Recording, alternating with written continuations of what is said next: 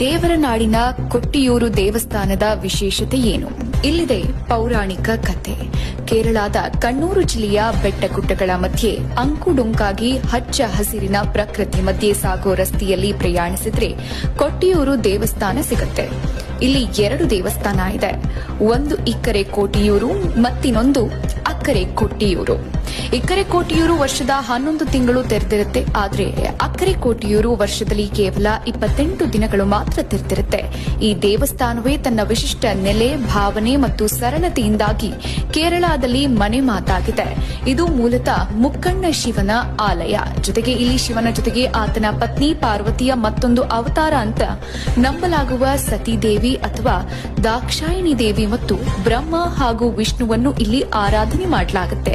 ಆದರೆ ಪ್ರಮುಖವಾಗಿ ಇಲ್ಲಿ ಶಿವನೇ ಆರಾಧ್ಯ ದೈವ. ದೇವರ ನಾಡಿನ ಕೊಟ್ಟಿಯೂರು ದೇವಸ್ಥಾನದ ವಿಶೇಷ